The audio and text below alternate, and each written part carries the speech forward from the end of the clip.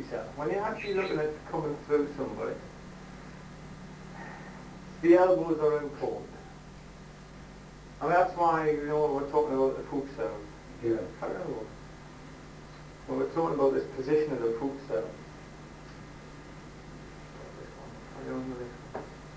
That's why this is important. The elbow position. If you force the elbow in, it can easily come through it because the elbow is not in a strong position. We've gone through it. If it is in a strong position when you're trying to come through, I can put strength in the arm And deal with it. and you can deal with it. If I want to get through the elbow position, that's what I tend to do. I sometimes I used to do a lot more than I do now. Now what I tend to do now is when I change, and if you don't change fast enough, I'll enter On that gap. into the gap. And so like keep your elbow out. Again, so structure wise, you're not going to go from here, I'll change, if there's nothing there, I'll enter into the gap. That's why you've got to be very quick in dropping your elbow. Dropping your elbow into a position where it's strong to protect your position. There. Not that, because of that. See? Yeah. Yeah. There, that. There. Because that's strong.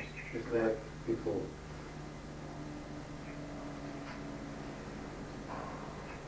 So when it drops, it's into a strong position. That's better. So it's not that I can't get to there. Yeah.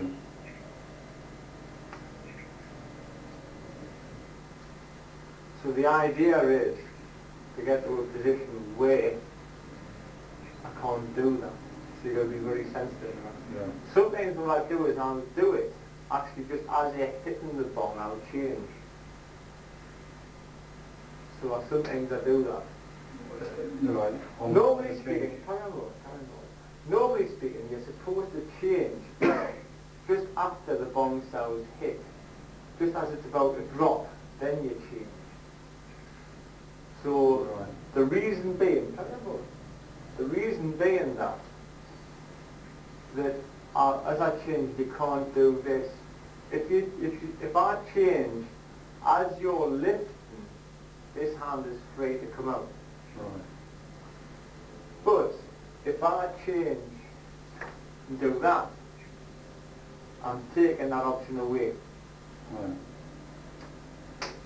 Is this relevant in Tjwc? Yes. Not something I've been told. Right.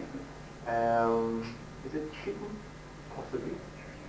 But the whole idea is that the elbow is out. If I can take your elbow, and that's what I'm interested in doing, your elbow is in a weak position, the only thing you've got to do is like a strong, you're like an out again elbow. You bring it in, which then lines you up for something else. Yeah. That's all I can do when I'm open. So all you can do. To the centre again. But the idea is, getting back to the original question about how you get into somebody from there, is basically what you do is you're right, you get inside that elbow. Take your elbow From there. further out it is, the weaker it is. Yeah. And then the further in you are, like from there, it's very difficult, it's almost impossible for you to then come over your elbow. Because you just arm in too strong a structure. Oh, you got that strength up there. But you're trying to push my whole body. Because when you push in, Yeah. that's pushing in here through me. But If I'm not stepping in, if I do it to there, then you're coming across the arm. So you're pushing the arm across, which is weak. When you step in. But if I step in with the elbow this way, you're now more into my body, That's right. which is obviously heavier. So when you're actually moving in, the other thing is you've got is a slight shift. From here, I can't push in, right? Because obviously you're going to feel it and just push it straight back out at it. But what I can do is a slight body shift to move in. Move off line. Yeah. Because that gives us a line in. Because from here, I can't push I'm just going into you, we're both equal. Yeah.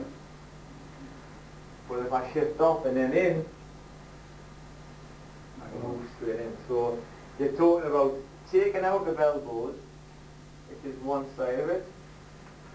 The other side of it is the body shift.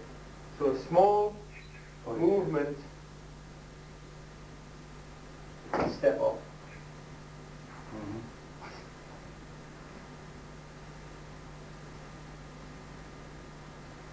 So if you try, Small movement. so if you do the arm first,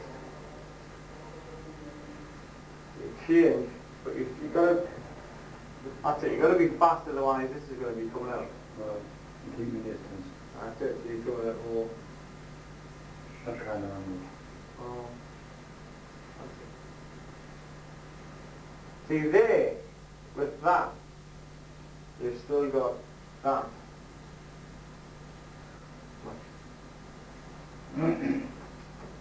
There, So look at your palm. I've still got,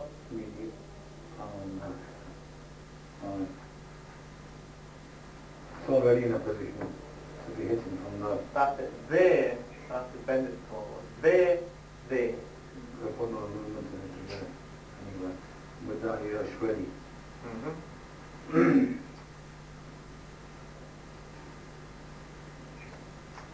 So when you're changing, you fill the gap.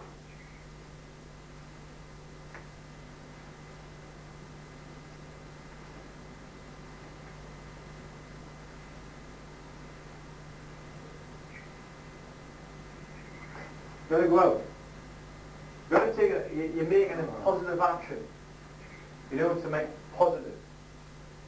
You can't do it, it's not a passive thing. It's not a slow thing. You can't do it. If you do it slow, you'll be hit. So say from here, they go on from that. Like, as I say, if I do this and that, I was hit. You feel the gap. There, I mean, it's when as soon as you feel the change, you just strike out. And you strike out. As soon as you feel me move, you strike out. Yeah. So, I mean, that's what you should be doing. Yeah. That's it. So if I was going to go that way, then I'd be hit. It's going to go. Clear out so it stops the chance of you can get through. It stops what is likely to be coming up. You can't waste time on it. When something happens, when something changes, I mean, so if you're just changing around, if you're just doing a general change, you know, going from your dingsa to your cancer, then okay, fair enough, and you're just being sensitive. But if you actually want to go from a change to a control position, this is what I tend to do on format, is again, use both arms. Don't just use one. Because then you'll just think about this arm. Yeah. What I tend to do, I'll do one thing, I'll do something with the other arm as well. Like independent movement. That's it, so I'll do two things to you, so it's giving you two things to think about. Mm-hmm. Confusion.